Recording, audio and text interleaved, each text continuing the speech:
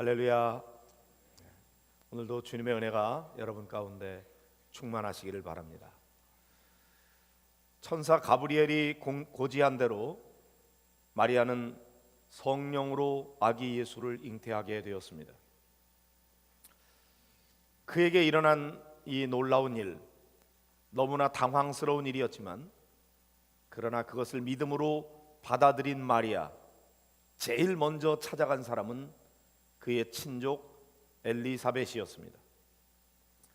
엘리사벳도 나이가 많이 들었고 아이를 잉태하지 못하는 여인이었는데 하나님께서 천사 가브리엘을 통해서 그 여인이 아이를 잉태했다고 하는 소식을 마리아가 들었을 때 일단은 엘리사벳의 잉태 소식을 듣고 축하할 마음도 있었지만 자기는 성령으로 아이가 잉태되었는데 어느 누구에게 내가 성령으로 아이를 잉태했다고 설명한들 누가 이해할 수 있겠는가? 너무나 외롭고 두렵고 당황스러운 일이었어요. 그때 찾아가서 자기의 속사정을 이야기할 수 있는 사람, 그 유일한 사람이 엘리사벳이라고 생각했던 거죠. 그래서 마리아는 일어나 빨리 산골로 가서 엘리사벳을 만났다고 기록되어져 있습니다. 엘리사벳이 이 마리아를 만나게 될 때 그 마리아에게 일어난 그 일에 대해서 엘리사벳이야말로 그를 이해하고 받아줄 수 있는 어떤 면에서는 동병상련의 입장도 될 수가 있겠고 또 다른 면에서는 엘리사벳이 그런 좋은 상담가였음을 우리가 알 수가 있습니다. 마리아는 자기에게 일어난 이 아기 예수의 잉태 소식을 엘리사벳에게 털어놓을 수가 있었죠. 여러분에게는 엘리사벳과 같은 사람이 주변에 있으신가요? 너무나 당황스럽고 고민이 되고 어찌할 바를 알지 못할 때 내가 내 속사정을 이야기하면 무조건 나를 이해해주고 내 편이 되어줄 수 있는 그런 엘리사벳 같은 사람 말이죠. 여러분 주변에 그런 사람이 있기를 축복합니다. 여러분 목장 식구들이 그런 사람이 되기를 바랍니다. 그런데 나에게 누가 엘리사벳이 되어주겠나? 이것도 중요하지만 나는 누구에게 엘리사벳이 될 것인가? 그것도 더 중요한 것 같아요. 누군가 여러분 주변에 마음에 고민이 되고 정말 당황스럽고 어찌할 바를 알지 못할 때 그 사람이 나를 찾아와주고 나에게 속 얘기를 털어놓게 된다면 나는 그 사람에게 얼마나 의미 있는 사람이 되겠어요. 지금 마리아는 급하게 빨리 엘리사벳을 찾아가고 있습니다. 자, 엘리사벳의 집에 도착하게 됐을 때 엘리사벳의 아이가 복중에서 막 뛰어놀았어요. 예전에 경험하지 못했던 아주 새로운 경험이죠. 아이를 잉태하고 6개월쯤 됐을 때 일어난 일입니다. 그리고 엘리사벳이 성령으로 충만해서 큰 소리로 마리아를 축복하고 있습니다. 누가복음 1장 42절로 45절의 말씀 같이 보실까요? 큰 소리로 불러 이르되 여자 중에 내가 복이 있으며 내 태중의 아이도 복이 있도다. 내 주의 어머니가 내게 나아오니 이 어찌된 일인가? 보라, 내 문안하는 소리가 내 귀에 들릴 때에 아이가 내 복중에서 기쁨으로 뛰놀았도다. 주께서 하신 말씀이 반드시 이루어지리라고 믿은 그 여자에게 복이 있도다. 이렇게 엘리사벳이 마리아를 축복하고 있습니다. 처음에 마리아로서는 아기 예수의 잉태 소식이 감당할 수 없는 소식이었어요. 너무나 당황스럽고 두려운 일이었어요. 그러나 그것을 주의 여종이오니 내게 말씀대로 이루어지이다 하고 믿음으로 받아들이고 엘리사벳을 찾아갔는데 그때 엘리사벳이 성령이 충만해서 마리아를 축복하는 거죠. 엘리사벳의 이러한 축복의 말씀을 듣고 마리아는 더욱 마음에 확신을 가졌던 것 같고 안정감을 얻었던 것 같습니다. 마리아는 복 있는 여인이요 주의 어머니라고 인정받게 됩니다. 그 마리아가 엘리사벳의 집에 올 때 복중에서 아이가 막 뛰놀았다는 증언을 통해서 마리아는 더 확신을 갖게 됐습니다. 특별히 주께서 하신 말씀이 반드시 이루어지리라고 믿은 여인이라고 이 마리아의 믿음을 성령께서 인정해 주시고 그를 칭찬해 줬다는 거죠. 얼마나 부러운지. 누군가 성령 충만해서 나에게 와서 주의 말씀이 반드시 이루어지리라고 믿은 자라고 그렇게 인정해 준다면 얼마나 좋을까요? 여러분 모두 그런 믿음의 사람이 되시기를 바랍니다. 자, 이런 믿음의 여인이라고 축복을 선언받게 될 때 마리아가 영혼의 찬양으로 화답하는 내용이 오늘 읽은 본문의 말씀입니다. 46절부터 48절의 말씀을 같이 보도록 하겠습니다. 시작. 마리아가 이르되 내 영혼이 주를 찬양하며 내 마음이 하나님 내 구주를 기뻐하였으면 그 여종의 비천함을 돌보셨습니다. 보라 이제 후로는 만세에 나를 복이 있다 일컬으리로다. 아기 예수의 잉태가 마리아에게 처음에는 근심거리였으나 믿음으로 받아들일 때 이제는 그 근심이 변하여 영혼의 찬양과 기쁨이 되었습니다. 마리아가 노래합니다. 나는 비록 비천한 여인이었지만 이제는 복이 있는 여인이 되었다고 고백합니다. 하나님의 말씀에 믿음으로 반응하며 순종하는 그 사람이 복 있는 사람이 됩니다. 이제까지 그의 삶은 비천한 삶이었을지 모릅니다. 그러나 이제 하나님의 말씀을 믿고 믿음으로 순종할 때 복 있는 사람으로 그의 운명이 바뀌어지게 되는 거죠. 여러분, 우리는 태어날 때 어떻게 태어났는지 그것이 그의 일생을 결정하는 그런 결정론적인 운명을 가지고 태어나는 건 아닙니다. 비록 가난하고 못 살고 못 배우고 지위도 낮고 보잘것없는 집안에 태어났다고 할지라도 이제까지 이 가문에 흐르고 있었던 저주의 사슬을 끊어버리고 오히려 축복의 가문으로 운명을 바꾸는 비결이 있습니다.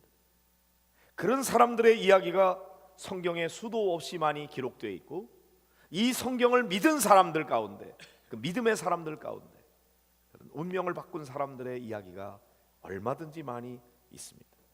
비결이 무엇일까요? 그것은 예수 그리스도를 구주로 믿고 하나님의 말씀에 순종하는 삶인 것입니다. 그때 운명이 바뀌는 거죠. 오늘도 하나님은 이와 같은 믿음의 사람을 통해서 놀라운 역사를 이루어 가십니다. 여러분이 바로 그 주인공이 되시기를 주님의 이름으로 축복합니다. 여러분, 여러분의 태생만 한탄하지 마시고 여러분의 부모님에게 대해서 원망하지 마시고 예수 그리스도를 믿는 믿음으로 나의 운명을 바꿀 수 있는 놀라운 비결이 이 성경 말씀 안에 있음을 여러분이 깨닫고 예수 안에 믿음으로 운명을 바꾸는 위대한 하나님의 사람이 되시기를 주의 이름으로 축복합니다. 마리아가 그랬어요. 나는 비천한 여인이었습니다. 그러나 성령께서 내게 오셔서 아이가 잉태했다고 하는 소식을 전해주었을 때 이것이 왜 하필이면 납니까? 왜 내가 이런 일을 당해야 됩니까? 그리고 오히려 반항하고 원망하기 쉬운 조건이었으나 그것을 믿음으로 받아들일 때 이 여인은 복 있는 여인이리요 주의 어머니가 되었어요. 그래서 마리아의 이름은 오늘날 모든 사람들에게 칭송받는 아름다운 여인의 이름이 되었던 것이죠. 비천한 사람이 복 있는 사람으로 바뀌어지게 되는 비결, 그것은 하나님의 말씀을 믿음으로 받아들이는 것입니다. 그리고 그 말씀대로 순종하는 삶인 것입니다. 여러분이 그렇게 함으로 여러분의 삶을 놀랍게 변화시키는 능력의 하나님의 사람이 되기를 주의 이름으로 축복합니다. 자, 마리아는 자신을 존귀하게 해주신 하나님께 영혼의 찬양을 드리고 있습니다. 같이 보실까요? 49절 50절입니다. 능하신 이가 큰 일을 내게 행하셨으니 그 이름이 거룩하시며 긍휼하심이 두려워하는 자에게 대대로 이르는도다. 그렇습니다. 마리아는 하나님을 능력의 하나님으로 고백하면서 자신에게 이루어진 이 아기 예수의 잉태가 그 하나님이 행하신 큰 일이며 하나님의 그 이름이 거룩하시다고 찬양하고 있습니다. 하나님은 거룩하신 분일 뿐만 아니라 긍휼하심이 대대에 이른다고 고백하고 있습니다. 마리아가 찬양하는 하나님은 어떤 하나님? 능력의 하나님, 거룩하신 하나님, 그리고 긍휼의 하나님이십니다. 여러분도 하나님을 그렇게 믿고 고백하며 찬양하게 되기를 축복합니다. 하나님은 어떤 하나님이라고요? 능력의 하나님. 하나님은 뭐든지 하실 수 있는 분이십니다. 하나님은 못하실 일이 없는 분이십니다. 나이가 많이 들고 잉태하지 못하던 여인이 잉태할 수 있게 하시는 하나님, 남자를 알지 못하는 여인이 성령으로 잉태되게 하시는 하나님, 능력의 하나님이죠. 하나님이 하시려고 하면 뭐든지 하실 수 있습니다. 하나님만이 하실 수 있는 일들이 많이 있습니다. 여러분의 하나님도 능력의 하나님이심을 믿으시기 바랍니다.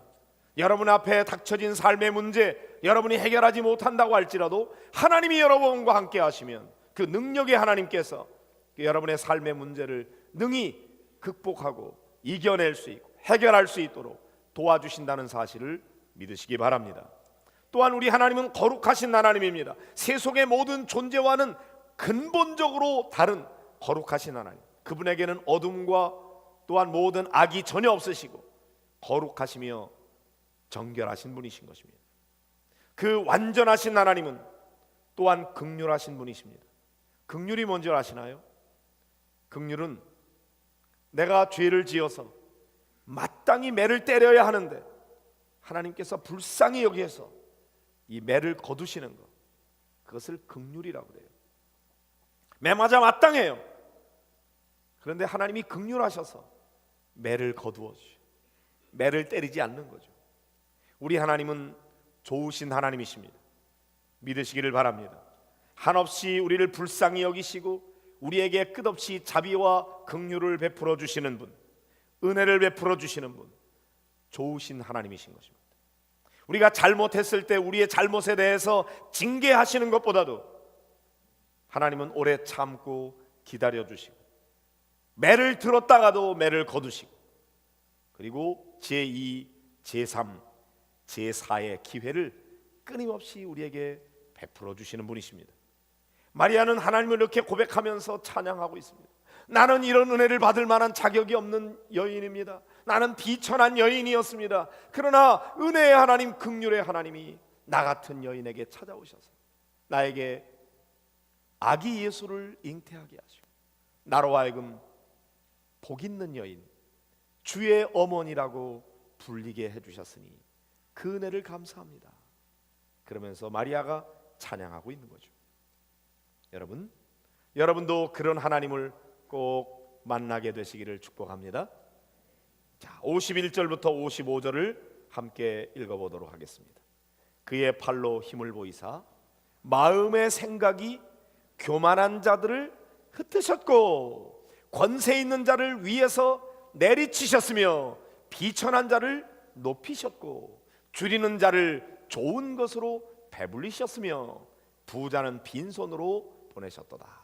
그 종 이스라엘을 도우사 긍휼히 여기시고 기억하시되 우리 조상에게 말씀하신 것과 같이 아브라함과 그 자손에게 영원히 하시리로다 하니라.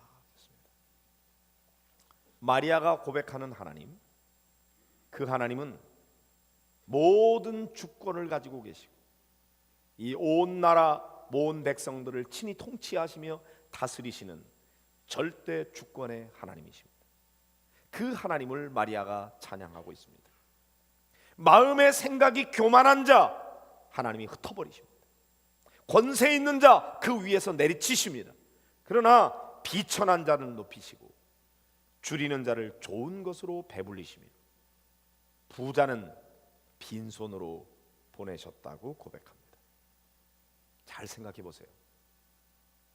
하나님은요, 뭔가 실수하고 잘못한 사람에게 대해서는 한없이 긍휼을 베푸시고 그가 잘못했다고 돌이킬 때는 언제나 용서하시는 하나님. 그러나 그 마음의 의도와 생각이 교만한 자들 흩어버리십니다. 하나님이 주신 권세를 가지고 잘 어려운 사람들을 섬기고 돌봐야 되는데 그 권세를 자기 혼자 누리면서 다른 사람들을 억압하고 짓밟고 그리고 세도를 부리는 자에게 대해서 하나님께서는 위에서 내리치신다 그랬어요. 그렇지만 비천한 자는 높여주십니다. 줄이는 자를 좋은 것으로 배불리신다 그랬어요. 부자는 어떻게 하십니까? 부자는 빈손으로 보내신다. 자, 여기 말씀해 보니까요, 마리아가 고백하는 하나님은 우리가 일반적으로 생각하는 공평한 하나님이 아니에요. 마리아의 하나님은 약자를 철저하게 도와주시는 하나님, 철저하게 약자를 편애하시는 하나님. 비천한 자, 줄이는 자, 두려워하는 자, 이런 사람들을 두둔하십니다. 이런 사람들에게는 굉장히 관대하세요. 그러나 권세 있는 자, 부자에게 대해서는 하나님께서 단호하십니다. 이런 사람들에게는 상대적으로 더 엄하십니다. 하나님이 왜 이러실까? 하나님이 이러면 안 되는 거 아닙니까? 하나님이 공의로우셔야지. 왜 부자, 권세 가진 사람이라고 하나님이 엄하게 다스리시고 가난하고 비천한 자라 그래서 그런 사람들을 두둔하시며 그런 사람을 편애하시는가? 하나님이 이러면 안 되지. 그리고 여러분이 불만을 가지시나요? 그러면 아마도 여러분은 권세 있는 자일 겁니다. 아마도 여러분은 많이 가진 분이기 때문에 그렇게 불만을 가질 거예요. 만약에 여러분이 가난하고 여러분이 비천한 자라면 이런 하나님이 너무너무 감사할 거예요. 자, 우리가 생각할 때 일반적으로 생각하는 모두를 똑같이 다스리는 공의, 하나님은 그런 분이 아니시에요. 한번 생각해 보세요. 권세 있고 부유한 사람, 그리고 가난하고 비천한 사람 똑같은 잣대로 재는 것이 공평일까요? 남보다 상대적으로 더 많이 가지고 있는 기득권자들에게 대해서 하나님이 더 많이 요구하시고 남보다 더 적게 가진 사람에 대해서 적게 요구하는 것이 공평한 일이 아닌가요? 권세 있고 부유한 사람, 가난하고 비천한 사람보다 책임이 더 큰 겁니다.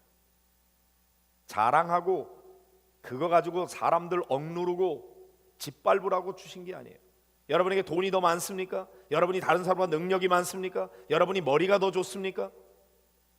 여러분에게 하나님께서 더 많은 것을 맡기셨고 여러분에게 더 많은 것을 요구하십니다. 그러나 여러분이 다른 사람보다 더 비천합니까? 가진 것이 적습니까? 능력도 부족합니까? 괜찮아요. 하나님은 여러분에게 조금만 요구하십니다. 오늘 오후에 자선음악회를 갖게 됩니다. 10,000원의 행복이라고 붙였어요. 여러분, 우리 교회 성도들이 전부 다 똑같이 10,000원씩 내는 것이 공평한 것일까요? 우리 교회 안에는 더 많이 가진 분도 있고 적게 가진 사람이 있어요. 계속 돈벌이를 많이 하는 사람이 있고 이제는 돈벌이를 하지 못하고 은퇴해서 이제는 남의 신세를 져야 되는 사람도 있을 수 있습니다. 아직 권세가 있고 실력이 있고 그런 사람이 있고 그렇지 못한 사람이 있어요. 직분이 목사, 장로 그런 직분이 가지고 있는 분이 있는가 하면 권사, 집사, 아직은 교회에 나오기 시작해서 아무런 직분도 없는 분도 있습니다. 그런데 모든 사람에게 똑같이 한다고요? 그게 공평한 게 아닌 거죠. 하나님은 목사에게 훨씬 더 많은 것을 요구하십니다. 장로님들은 입교인 30명당 1명을 뽑게 돼 있고 권사님은 입교인 15명당 1명씩 뽑게 돼 있어요. 어떤 의미일까요? 30명을 리드하는 지도력을 발휘하라는 얘기고 15명을 리드하는 사람이 되라는 얘기고, 다른 면에서 보면 30명 몫을 하라는 것입니다. 15명의 몫을 하라는 거죠. 그러므로 목사나 장로는 일반 성도들보다 훨씬 더 많이 기부를 해야 될 겁니다. 권사님은 그보다 조금 더 적게, 집사님은 조금 더 적게 해도 될 겁니다. 그러나 집사님 중에서라도 돈이 많으십니까? 여러분이 오래 믿으셨습니까? 여러분이 하나님의 은혜에 대해서 더 많이 깨달았습니까? 하나님은 여러분에게 더 많은 것을 요구하십니다. 깨닫지 못하는 자는 적게 해도 돼요.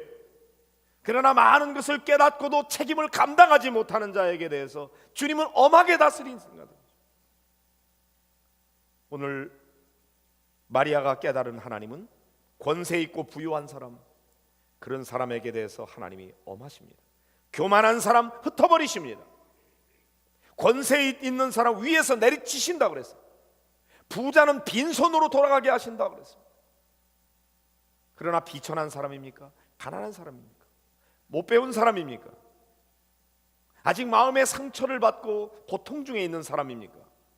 하나님은 그런 사람을 어여삐 보시고 긍휼히 여기시고 두둔하시면서 괜찮아, 괜찮아, 안 해도 돼.